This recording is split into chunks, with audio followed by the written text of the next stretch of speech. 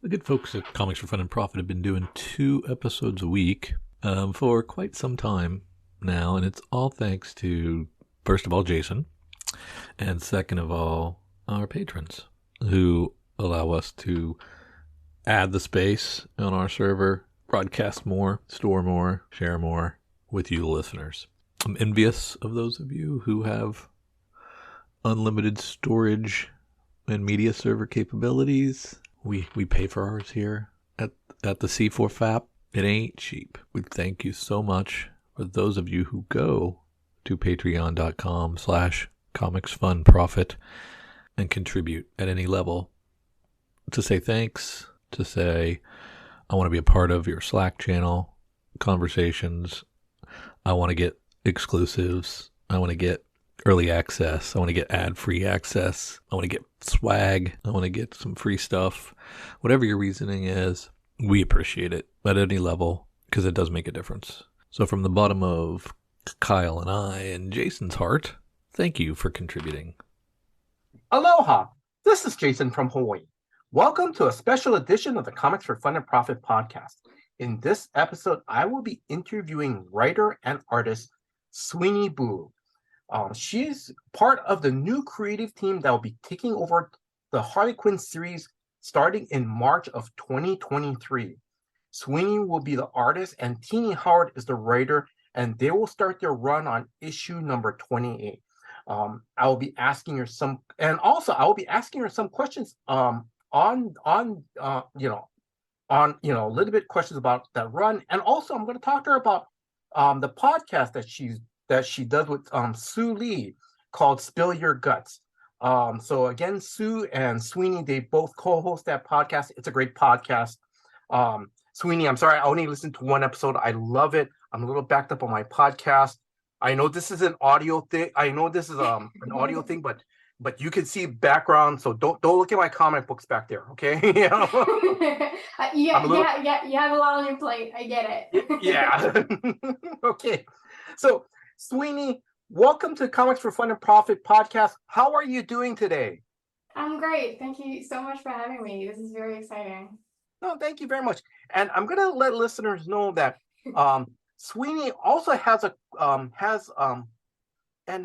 Loki, her cat. So sometimes once in a while you may hear me say hello, Loki, or we just, say so, or even Loki may say something. Who knows? Yeah, she might say something. She can be vocal if she wants. Before I start getting into everything, if you don't mind me asking, how old is Loki?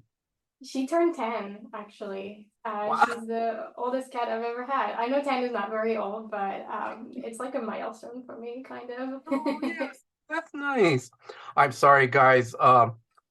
Right now, Loki is just like walking back and forth. It's he, right? So it's a she, actually, yeah. Oh, she. Okay, so she was like a little while ago was like wagging her tail literally in front of Sweeney's face. It was like. Yeah, I don't know what it is, but every time I do interviews, she has to be in front of the camera. She's got to be there and be loud and walk everywhere. I think Teenie probably trained her to go, okay, Loki, make sure Sweeney does not spoil anything. No spoilers. She's here to like keep me yeah. All right.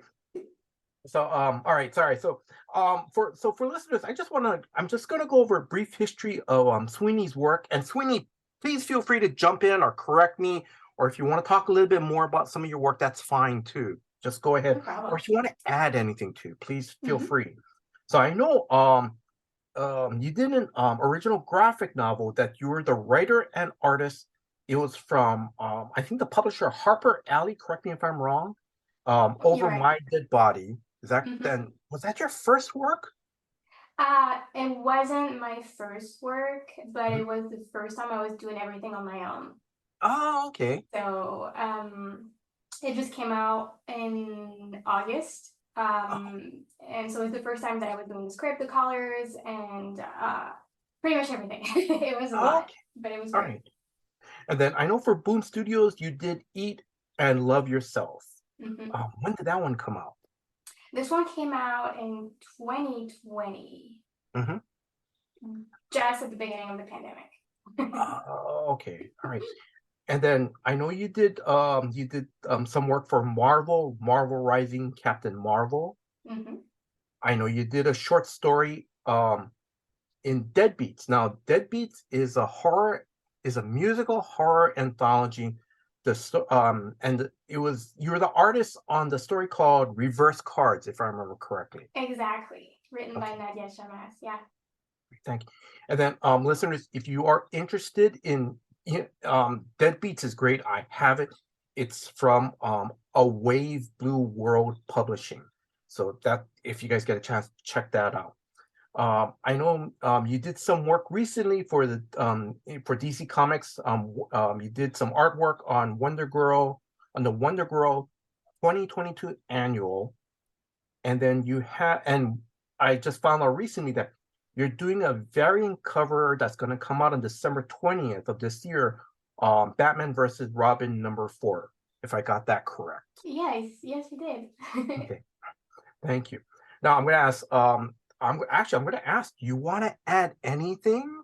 Any other works that you want listeners to check out? Yeah, I did a bunch of the backstories on the Joker for Punchline, and it's all collected in the recent book that came out. I did maybe 4. Mm-hmm. So yeah. Okay. And then I'm going to say now, listeners, I'm going to, because I believe, I think, yes, the trade is out, I believe already. I think it Mm-hmm. is. Yeah. Okay. Now, before we get into the interview, I want to give a big shout out to Sue Lee. Sue is one of Sweeney's friends, and Sue is also a friend of the show. I did get some of my information from the YouTube podcast. Hopefully I pronounced the library's name correctly. Champlain Public Library. And that the title of that podcast is Free Comic Book Day Live Q&A with Sweeney Boo. So if you guys get a chance, please check out that other interview as well. Now, Sweeney, where can listeners follow you on social media? I'm pretty much everywhere at Sweeney Boo. On Twitter, Facebook, Instagram. The website, my website is at the same name, and I'm sometimes on TikTok. Oh, okay. All right. Is Loki on TikTok as well? No, my other cat is actually. I have a Sphinx cat, and I usually I used to a couple of years ago sew her outfits, and I made videos of her on TikTok. Oh, that's so Yeah. cool. And I'm sorry, I'm sorry, I may have missed it. What was your cat's other name? I'm sorry. Oh, I actually didn't mention it. Her name is Winifred. Ah, okay. Little Winnie. Ah, that's cute. Okay. I'm sorry. Well, let's continue on. No, we're just going to be talking about cats all day, I could do it all day. I could keep going. And right now Loki looks really relaxed and comfortable. Oh yeah, she's purring away. Okay. All right. Now I'm going to ask, while you were growing up, what comics made the most impression on you? What did you start reading when you were young? So I was reading a lot of Franco-Belgian comic books because I grew up in France. And which was published in mini magazines at the time. Was really, really big for me. Yes. It was our equivalent of having a monthly comic because it wasn't really a thing in Europe. So that was probably one of my biggest inspiration growing up. Until I discovered, Scott Pilgrim, and then more graphic novels, and then when I was 15, around then, my boyfriend at the time showed me Spider-Man and Iron Man and all of that. So it just expanded my horizons. Oh, that's pretty cool. That's really nice. Now, because now correct me if I'm because you mentioned that you're raised in France, and you're gonna have to correct me on this because I know their comic shops over there are a little different than in America. Is that correct? Yeah. So did you like when you discovered Iron Man and Spider-Man, did you have like a regular shop that you go to over there at that time? So I feel like comic book shops used to be like, maybe I don't know how it was at the time, but maybe it used to be in bigger cities. Mm-hmm. Where I grew up, the only way I could really access them was when in like equivalent of, Walmart or stuff like that, when we had Oh, like collected translated books. oh, okay.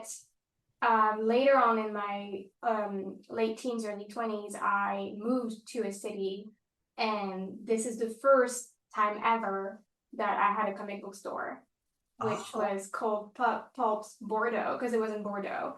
mm-hmm. And it's still there, and they did like receive monthly comics, and it was like in English and all of that. So I had a bigger and just access to like monthlies and stuff like that. Oh, that's pretty cool. All right. Now, I'm going to ask, and may I ask you, like, what inspired you to be an artist? Um, I feel like drawing has just always been easier way for me to express myself. Mm-hmm. I touched upon other type of art, I really wanted to be a fashion designer for a short amount of time, Oh, nice. um, because I just love clothes. But Mm-hmm. I ended up just bringing that into drawing characters and just putting stories with characters. It was just kind of always there, and Mm-hmm. I just naturally just like shifted towards comics, I Yeah. guess. Okay. And then, and then, um,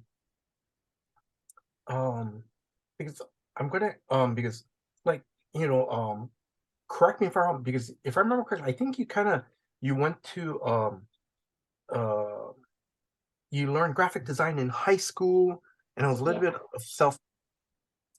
of self-taught. Was that correct? yeah, because the school that I went to was like, it's like a professional high school. So it Mm-hmm. was graphic design, but we did have like a lot of like kind of like art classes. So Yes. I did learn some like notions of using softwares and color technique and stuff. But I didn't go to school beyond high school. After that, I just like learned everything else on my own. No, but I'm gonna say that, but that's pretty good that uh, that high school gave you that pathway to um that area to focus, gave you some classes, at least some maybe basics, to do, and then you just took off from there. But Oh, that's no, exactly. I feel very lucky that way because like even though it was a professional high school, so it was definitely like a bit expensive. It wasn't public high school. yeah, But it was not like, as expensive that like going into, I guess in the US or whatever, equivalent to like grad school or I don't know, yes. college would have been. So yeah, I definitely feel lucky that way. Okay, yeah. Um, and then I'm gonna ask you, um, like, who are some of the artists that influenced your stuff, that influenced you, you know? Yeah. Um, well, which was created by Alessandro Barbucci and Barbara Canepa. So he's the artist and she was the colorist. Mm-hmm. And they did like it belonged to Disney. So at some point, there was like an entire team actually just drawing those comics. Mm-hmm. But the two of them did keep going and do their own things and created Skydol and all other stuff like that, and they have this like very Disney looking art that is very Yes. colorful, but they usually treat like very heavy subject. And for Mm-hmm. me, it was like the perfect combination. And I was like, this is exactly what I want to do. So yeah, growing up, I was like, this is what I want to draw. Mm-hmm. Yeah. Okay. And then because and if you don't mind me saying, because I've seen some of your artwork, Mhm. and please feel free to correct me if I'm wrong, but it has a very nice animated vibe style to it. Oh, that's very kind of you. I appreciate it. Yeah, I guess I was definitely like inspired by animated movies for a while too. I feel like I Mm-hmm. draw inspiration from a lot of things really, but it's Mm-hmm. very kind. I like that. No, but thank you. No, but yeah, so I just wanted to, yeah, that's just the vibe I got from it. And like I said, it's really nice. It really is. All right, so let's jump into the Harley Quinn. And for listeners, again, as I mentioned, this it's the they're that Sweeney and Teeny's run, they're going to start on issue 28. That's going to come out on March of 2023 next year. Um, let's see. So we can't talk too much about it because before we started the show, Sweeney said she's just you're basically working on the first issue of your run. Yeah, exactly. Yeah, so, It's due this month, so I'm literally like working on it. Okay. So the thing is, like, we're not going to go into too much spoilers, but I just wanted to talk to her just to start getting the word out that there's a new creative team on Harley Quinn. If there is a spoiler, Loki will literally go right in front of Sweeney and block Sweeney from, so. She's here to check. All right. So I'm going to ask you, how did you get this awesome gig? I want to say luck, but also so I've been doing like a bunch of like smaller stories and like covers here and there for DC for like about 2 years now. Mhm. And Ariana Torturo, who's the editor on the Harley Quinn, I did a bunch of cover for her, and out of the blue, she was like, "Hey, do you want to draw Harley Quinn?" And there's no way for me to say no to that. So yeah, it kind of just happened. Oh, that is so nice. That is really nice. Um, I'm just, do you remember the first time you ever saw the Harley Quinn character? Yeah, it was in Batman the Animated Series. And she's the classic, and I always thought that she was the coolest. And even if, she's like this like crazy character, and she was very much like attached to the Joker for a while, but I love that she is like her own person, and there's like so much depth to her character. Yeah. Wow, that is so cool. I'm going to ask you an off-the-cuff question, and what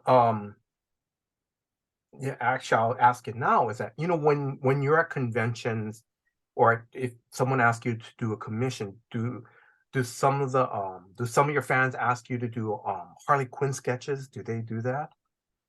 Actually, I feel like it depends of like conventions. Mhm. I'm expecting to probably get a lot more in the future, Oh which will yeah, be fun. yes. But I feel like, yeah, depending on the cons, people have like their own preferences. But Harley Quinn is one that is like she's a classic, and the request like definitely comes up quite often. Oh, okay, all right. No, thank you. Let's see. Now, I'm just asking. Um, do you can you tease anything about the first story arc, and can you like mention, like, is she on a caper? Is she on, without any spoilers? If you can, and then that's fine. Yeah. Without any spoilers, I can say that like it's really, really fun. I Mm-hmm. think it's going to be really colorful and really crazy. And yeah, that's pretty much it so far. That's all I can Okay. say. All right. Um, Now we know Harley Quinn, like you mentioned, Harley Quinn had a relationship with Joker. Now she broke away from him. Harley Quinn's also one of Batman's villains. Correct me if I'm wrong, because I kind of dip my toe into the Harley Quinn uh, comics every so often, but I think Poison Ivy is her girlfriend. Correct Yeah, me if I'm yeah, wrong. they're Okay, dating. so I'm gonna ask, um, how fun would it be if you get a script saying, okay, you're going to draw Batman in this issue, or Poison Ivy? Is that going to be fun and great for you to do? Oh my gosh, yeah. It's every time that I see a character pop up or like in the script, it's always like super exciting. I'm like, oh, you have like an equivalent of like being scared and being very excited, being like, I have Yes. to do this character's justice, but Yes. also it's like a bucket list. Like I'm a kid who gets to draw just like amazing characters, and that's pretty cool. Wow, nice. I'm going to ask you an off the cuff question because I remember you mentioned one of the comic book series that you grew up with Witch. Mhm. I'm just asking, are you toying around with the idea of maybe dropping little Easter eggs in the drawings when you draw the Harley Quinn to put them like something in the background to make reference to that comic book that you grew up with? That would be a really fun and good idea. I feel like I usually when I do Easter eggs, it's more of like my everyday life kind of thing, like having my cat somewhere or like just like stuff like that people will never get. But Mm-hmm. it's really smart. I should try to do stuff like that All right, more then I'm going often. to ask you this off the cuff question. So does Loki, your cat Loki, does she make an appearance in the first issue of the new Harley Quinn run? Not yet, but she does make an appearance on an upcoming cover that I have coming out. That is not Harley Quinn, but it's a DC cover. Okay. I'm pretty excited about that. Um, Off the cuff question. So if Catwoman makes an appearance in your run of Harley Quinn, are you gonna draw your cats in the background or up Oh, front? yes, big time. Any opportunity I get. Mm-hmm. And then are you gonna ask Teeny, okay, Teeny, can you add that Selena say this is my this is this is my pet cat Loki, this is my pet cat, my other one. Adding just everyone's pet, asking her if she has pets that she wants me to add as well. Just like our pets just end up being part of the DC universe. All right.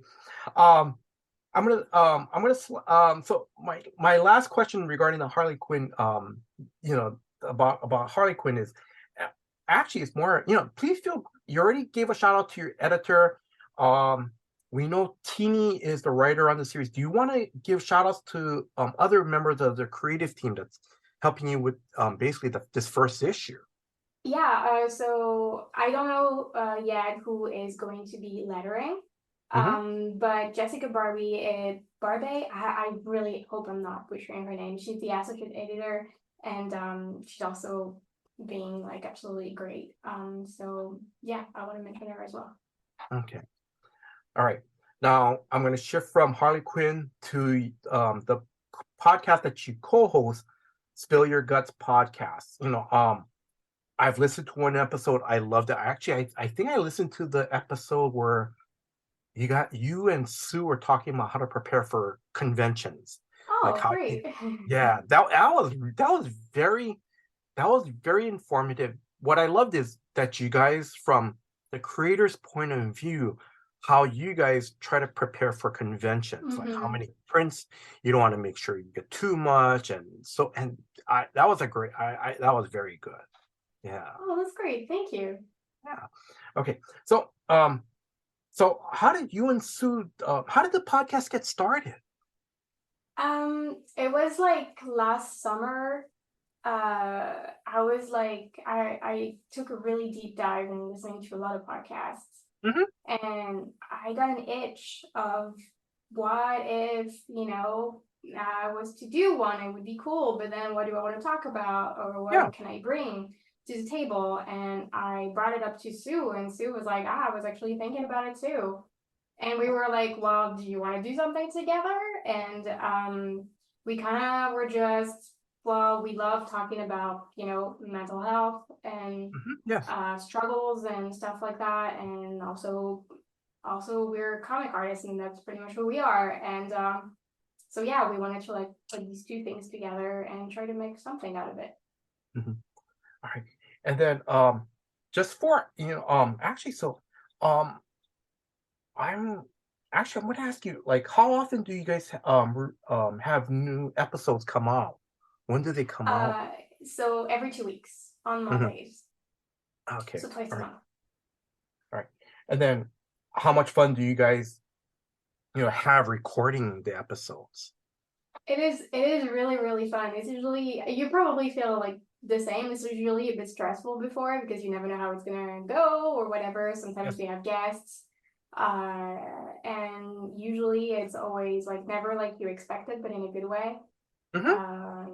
Good, there's like good topics and usually a good flow of conversation and stuff like that. So it's been a really great experience. Yes. And listeners, again, like I said, even though I only listened to one episode, I've downloaded already a couple other episodes. I'm still a little bit behind on stuff. But yeah, but like I said, I love it. It's great. And um yeah, it's just that you guys have fun. It's just two friends talking about um yeah, it's just basically two friends just talking. Like you said, you and Sue are artists. You guys talk about, what's it like, your struggles and so forth. But Hmm. but it's a great podcast. I love it. I Yeah. really appreciate it. Thank you. Yeah, we just want to maybe, for other artists who are other creators that are out there and like feel lonely when they work, No, but like yeah, feeling lonely with us, I guess. no, but that's a very good point too, because it's yeah, I didn't realize it, but that's a very good point, because it's like if there's a new artist starting up, this is something they can check out too, and they go, oh Yeah, yeah, I hopefully. understand. Yeah. Oh, yeah. Okay. So, Sweeney, I'm slowly wrapping things up. Um, do you have any upcoming projects that you want to, that, if you can talk about, are there any projects you want to promote? Anything from variant covers that are coming out, or any short stories that you've, written or drawn?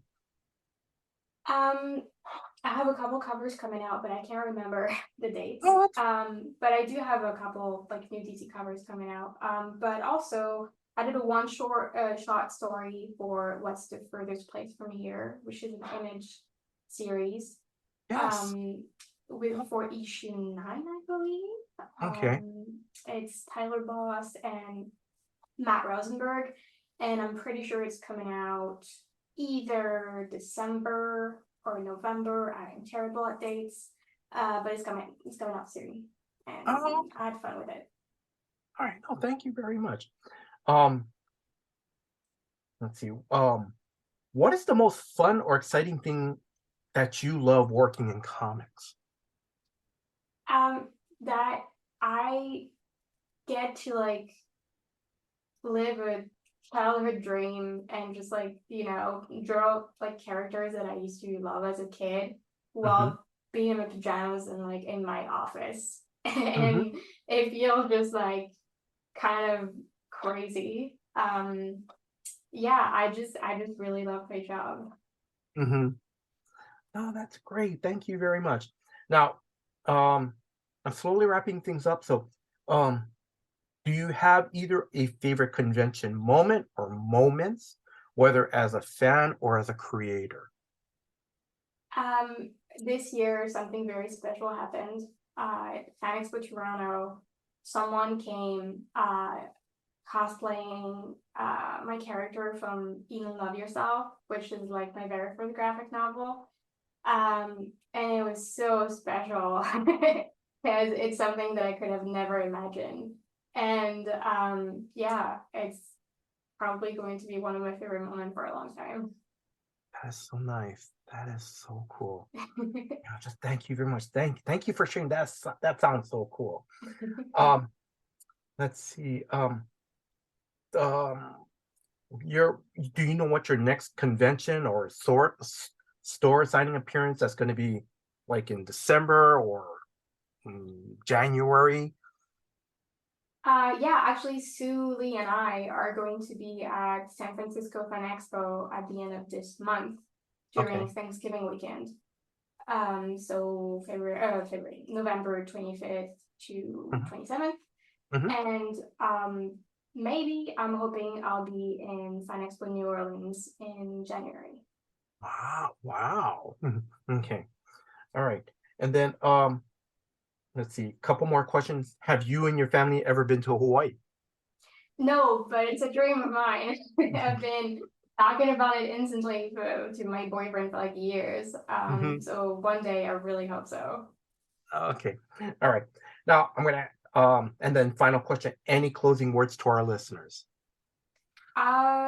Thank you for listening, and I hope you check out Harley Quinn because I think he'll be great. No. All right. So Sweeney, mahalo. Thank you in Hawaiian. Thank you very much for your time. Thank you for giving me this opportunity to interview you.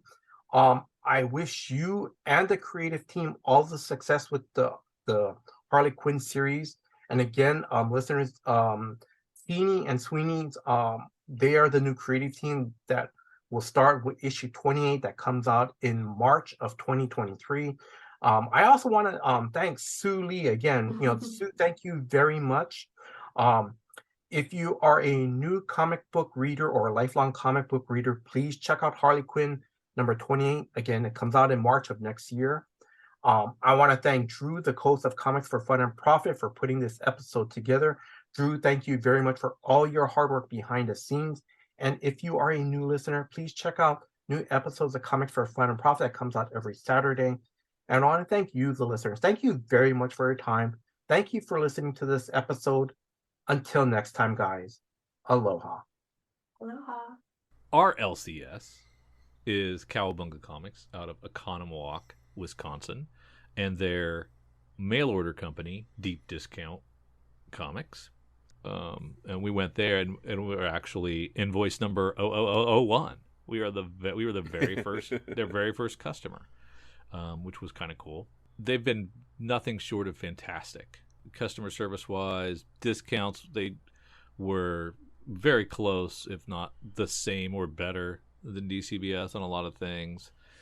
Over and above customer service wise, always taking care of us, going the extra mile, so responsive, getting instantaneous responses back to questions about things, and to the point where knowing the stuff you like and anticipating your needs and having it suggested that you might want to add this to your order already before you even have to think about it. That's kind of cool.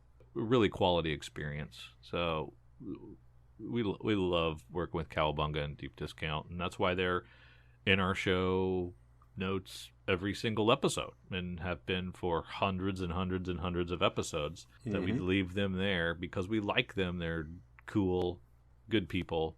That's why they're in there. By God, they'd tell you to, if you've got a local comic book shop that you love, stay with them, because everybody needs to support their local comic shops. But if you're looking, check them out. You can check them out in the show notes. There's plenty of ways to get a hold of them. Either get on their list, just so you can check and see what kind of FOC and pre-order stuff they have and the discounts, and they'll send it to you each month, get you on that email list. And you can check out their shop, because they have a great shop of exclusive Cowabunga variants. Amazing stuff. Yes, they've always been there for us, and we take them for granted. So there you go. Now you know.